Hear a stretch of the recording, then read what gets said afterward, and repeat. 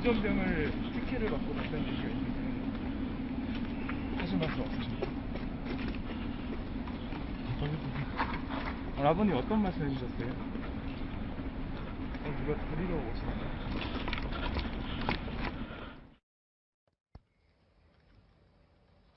의경 특혜 지원 논란이 있었죠. 우병우 전 민정수석의 아들이 오늘 전역을 했습니다.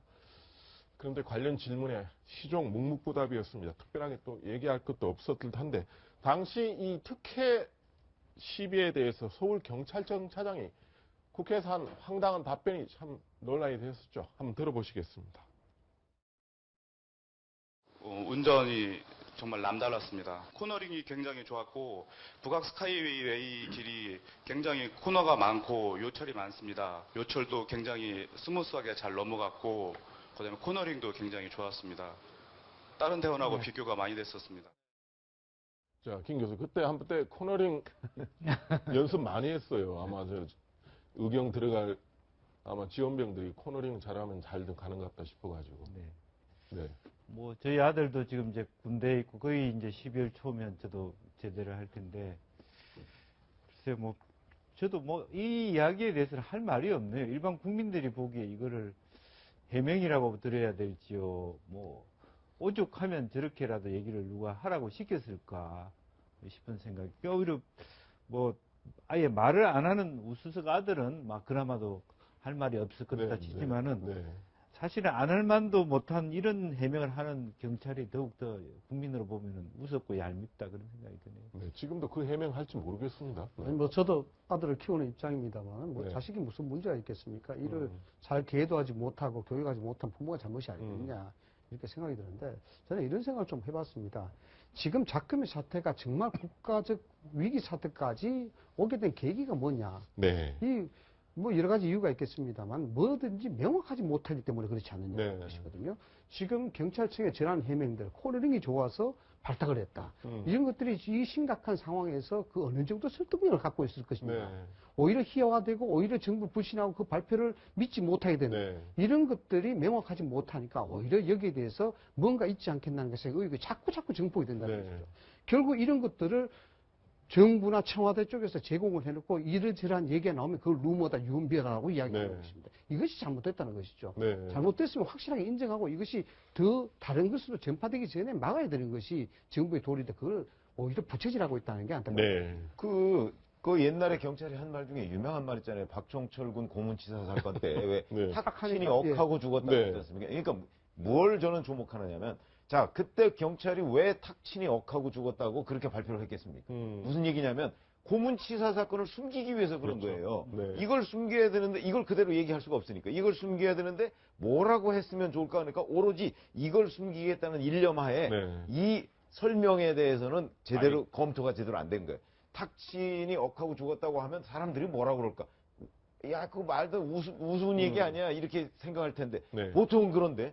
이걸 숨기다 보니까 그게 안 됐어요. 그러면 저도 이번에도 또 마찬가지예요.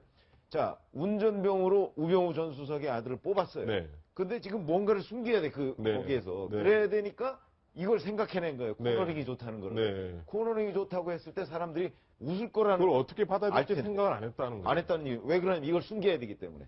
저는 그렇게 봅니다. 너무 답변 자체가 이제 수준 낮은 답변을 한 거죠. 그리고 본질과 전혀 맞지 않는 그런 답변을 한 것이고 본다면 어쨌든 이 아들이 2월 달에 입대해서 4월 달에 이제 서울청 경비 쪽에 배치를 받았다가 7월 달에 이 운전병으로 오는 거 아니겠습니까? 그러니까 기본적으로 이제 규정도 위반했고 문제는 그 뒤에 이 경찰청 차장이 고속 승진을 또 하고 이러다 보니까 그런 막부의 권력의 힘이 작용한 것 아니냐라고 많은 국민들이 다 그렇게 생각하고 있는데 그 뽑은 이유를 코너링 때문이다라고 하면 그게 얼마나 웃긴 답변이 되겠습니까?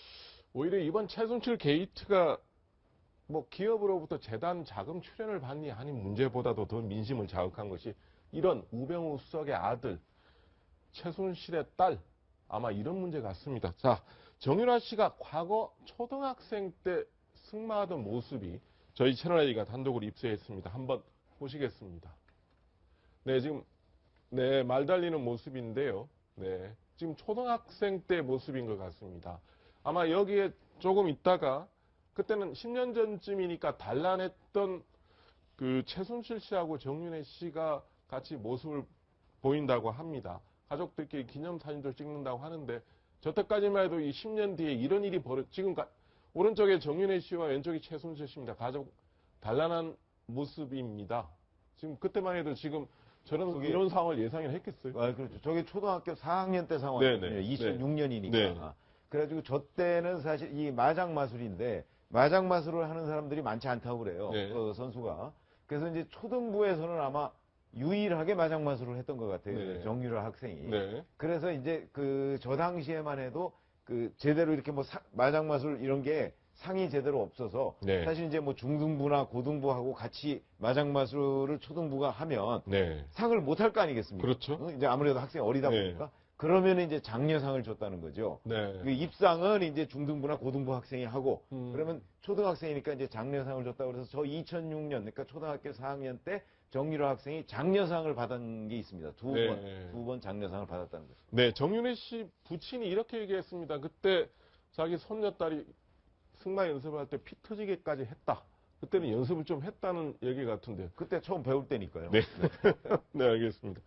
자, 최순실 씨의 언니 최순득 씨가 일부 언론에서 한번 모습을 드러냈습니다. 저희가 최종적으로 본인이 얘기를 하지 않았기 때문에 했는데 저희가 모자이크 처리했는데 한번 보시겠습니다. 네. 지금 최순득 씨가 이렇게 언론에 그동안 잘 노출이 안 됐었는데 그동안에 어떤 모습인지가 지금 저희가 좀 준비가 안 되는 것 같습니다. 네. 자, 그렇다면 먼저 이 내용부터 보겠습니다. 오늘 국회에서 이준식 교육부총리가 지금 28일부터 역사교과서 국정화 문제 그 안을 발표를 해야 됩니다. 그런데 조금 민감한 현안이기로 해서 이렇게 발표한 내용이 있어서 한번 들어보겠습니다. 다음 주 월요일 28일 날 내용을 공개하고 그 내용에 대한 국민들의 의견을 청취한 다음에 우리 교과서가 현장에서 적용이 될 수 있는 그런 방법을 강구하도록 하겠습니다. 자, 이게 이상희 부총장. 네. 이렇습니다. 이 정부의 기본 방침은 역사교과서는 국정화 방침입니다. 예. 그럼 대통령이 있는 한 국정화를 해야 되는 거 아닙니까? 그렇죠. 지금 이준식 부총리 얘기는 국정교과서는 공개를 한다는 겁니다. 정부에서 그동안에 작업을 했던 국정교과서는 공개를 하는데 이걸 국정화로 그동안 단일 교과서로 계속 갈 건지는 다시 논의하겠다는 겁니다. 그건 안 할 수도 있다는 얘기 아닙니까? 이게 결국 정책의 연속성에 대한 문제가 생기는 거 아니겠습니까? 네. 정치권의 변화, 그리고 국정 운영하는 대통령 청와대 리모컨 컨트롤의 네. 변화, 이런 것 때문에 정책이 이렇게 바뀌어질 수도 있다. 이런 것들입니다. 네. 정책은 그 연속성에 있어서 일관성을 가져줘야 되는 것입니다. 이것이 어떤 형태로 결정이 됐든지 간에 특히 국정교과서 같은 경우에는 이게 정책적인 결정이기도 하지만은 상당히 국가적인 존립 그리고 국가적인 역사에 관한 그런 문제이기 때문에 네. 정치의 일관성이 이렇게 정치적 흐름에 따라서 또는 바람에 따라서 흔들리기 시작하게 되면은 네. 이 역사교과서 문제는 영원한 정치적 논쟁으로 네. 그칠 수밖에 없는 그런 상황이 되거든요. 네. 따라서 이제 부총리라든가 개각의 강요에 있는 분들은 이런 국가적인 정책의 아젠다에 있어서는 확실한 주관을 가지고 밀어붙일 수 있는 그러한 것도 소신들이 지금 가장 필요할 때가 아닌가 이렇게 생각이 듭니다. 현실적으로 지금 소신은 소신이겠지만 당장 이 지금 레임덕이 정부 레임덕이 이렇게 지금 촉발되어 있는 상태니까 현실적으로 국정교과서가 강행이 되겠느냐는 거죠. 더군다나. 그러니까 이준식 부총리 얘기는 결론은 안 하겠다는 거 아닌가 싶은 거예요 지금. 저도 눈치를 그런 식으로 합니다. 아니, 그러니까 안 하겠다보다는 할 못 수가 할 없다. 것 같다는 생각을 본인이 가지고 있는 거죠. 지금. 네, 왜 발뺄 그러냐면 명분을 만드는 거 아닌가 왜냐하면 싶어요. 박근혜 대통령이 이 국정교과서 얘기를 할 당시의 그 박근혜 대통령 말을 보면 그 말에 혼이 비정상 얘기가 들어가 있거든요. 네. 자, 그러면 지금 최순실 씨 사태가 이렇게 나서 사람들이 이걸 연결시켜요. 이 네. 국정교과서 그 얘기를 할 때 혼이 비정상 뭐 이 얘기를 했던 네네. 박근혜 네. 대통령의 말을 지금 박근혜 대통령의 말로 파악하는 게 아니고 네. 최순실 씨의 말로 파악한다고 이거를. 그렇죠. 그래서 지금 야당이나 일부 반대하는 쪽에서 이 국정교과서를 최순실 교과서라고 낙인을 찍은 거 아니겠어요? 네. 근데 최순실 사태와 관련해서 지금 여론이 이렇게 악화되어 있는데 최순실 교과서를 어떤 식으로 과연 그 현장에서 적용을 할 수가 있을까요? 저는 예. 뭐 이 국정교과서가 내용이 아무리 훌륭하다 할지라도 이미 그 최순실 교과서 이렇게 낙인을 찍는 순간 그건 현장에서 적용할 방법이 설령 레임덕 상황이 아니더라도 어려운 것 아닌가 이렇게 보고 있습니다. 일단은 이게 동력 자체가 지금 뭐 없지 않습니까? 아. 그런 중요한 이슈를 밀고 나갈 동력이 집권 세력에게 없는 그런 상황이기 때문에 저건 예정된 일정이니까 이제 공개는 하는 것이고 오늘 본다면 교육부 내부에서도 그러니까 이걸 일종의 후퇴하는 명분인데 네. 사실상 국정화의 포기로 가는 수순이라고 봐야 될 텐데 일단 그걸 일단 공개해서 일선 학교에서 선택을 하도록 하겠다. 네. 이런 식으로 혼용해서 현재 사용하는 것과 새로 만드는 것을 혼용해서 선택에 의해서 쓰도록 하겠다. 이런 쪽으로 하면서 이제 내용상 후퇴지만 또 일정하게 완전히 접는 것은 아닌 이런 식으로 해서 아마 지금 생각을 하고 있는 것 아닌가 싶고 이준식 교육부 측의 얘기는 의견을 듣겠다라는 부분이 결국은 그러한 후퇴를 위한 명분을 확보하는 그런 차원인 것 같고요. 현 단계에서 국정화 자체는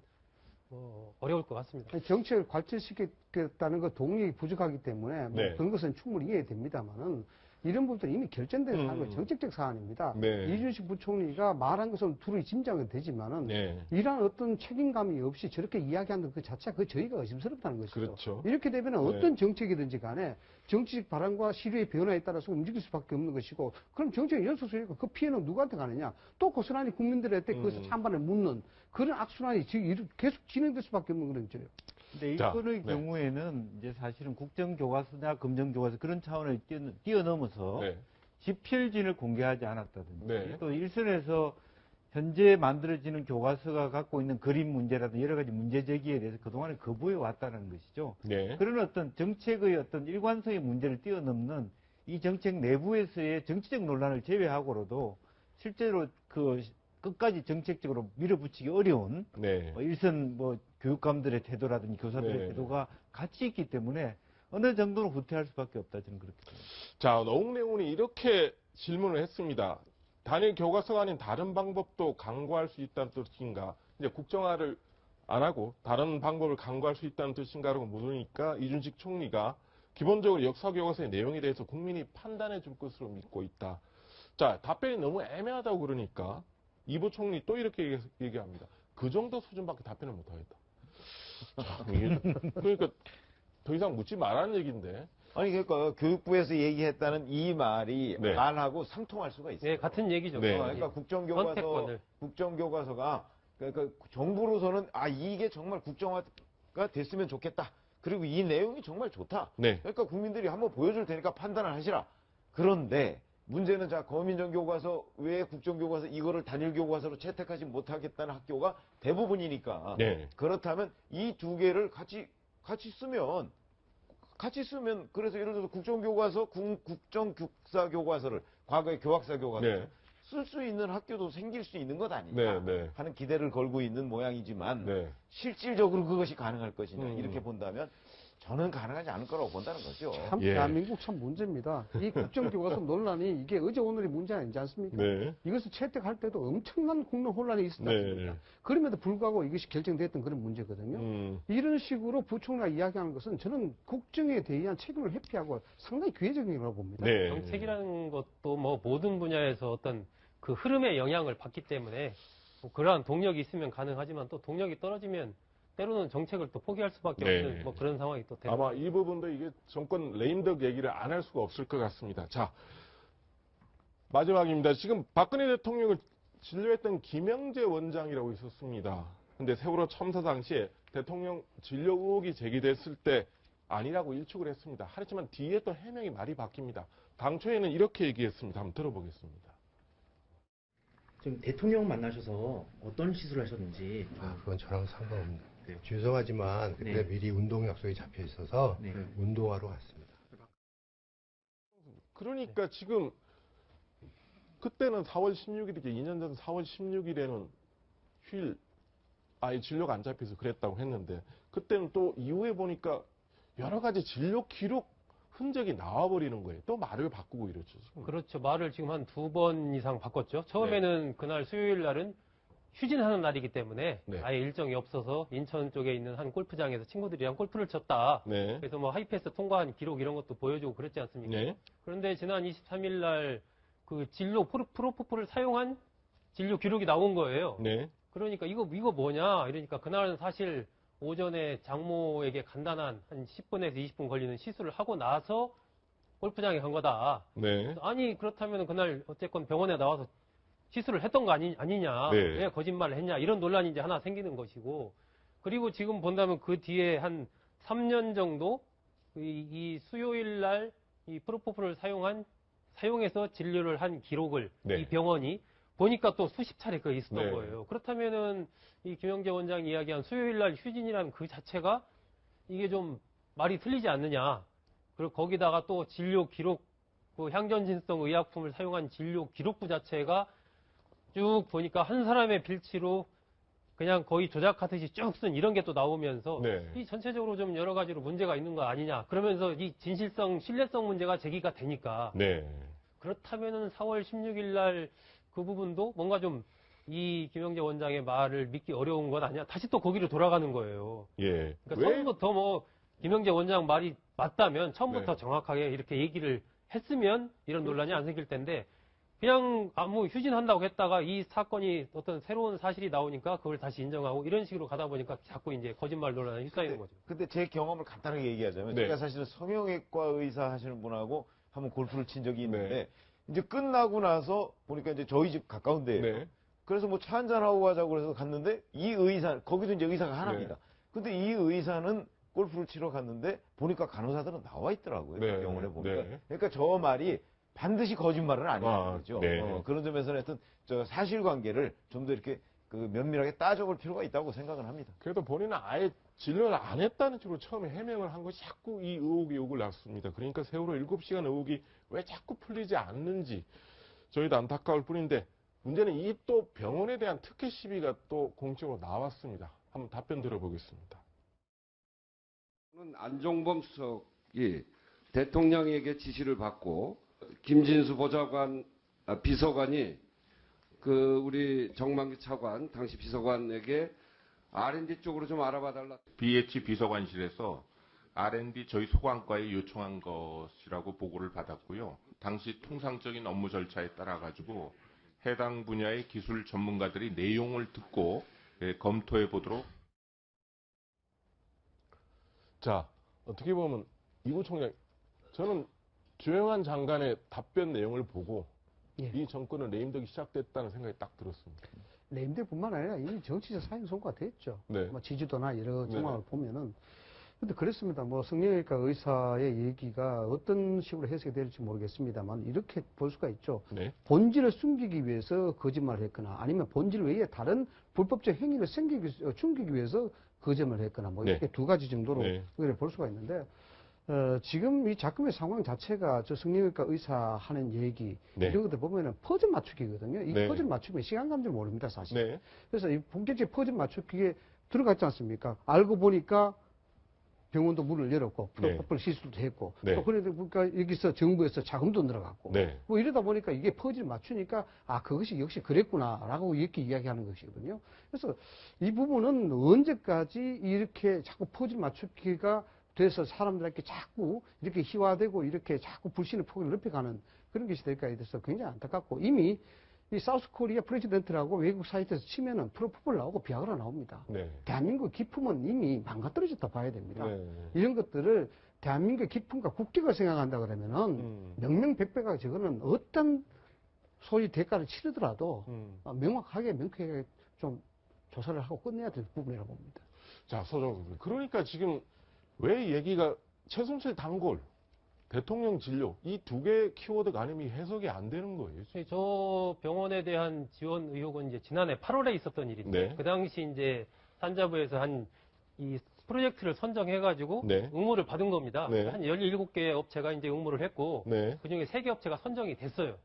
그런데 10월 달에 또 다른 과제가 하나 추가가 됩니다. 거기. 네. 그리고 그 과제에 이 김영재 원장이 운영하는 회사가 단독으로 응찰을 하는 거예요. 네. 그래서 15억 원을 이제 지원을 받은 건데 네. 그 배경에 대해서 이제 의원들이 물어보니까 그것을 이 당시에 보건복지 비서관 쪽에서 도와달라고 산자부 비서관 쪽으로 청와대 안에서 그런 요청이 왔고 네. 그 산업비서관이 청와대에서 그걸 받아가지고 산자부에다가 네. 얘기를 한 거죠. 네. 그래서 그런 흐름을 통해서 이 프로젝트가 하나 생겨서 15억 원이 김영재 원장 쪽으로 간 겁니다. 네. 그러니까 이것은 조영환 장관도 어쨌건 청와대 요청이 있었다 이렇게 얘기를 했지만 네. 사실상 권력이 움직여서 돈을 그냥 준 거거든요. 네. 그렇다면 권력은 왜 움직였느냐?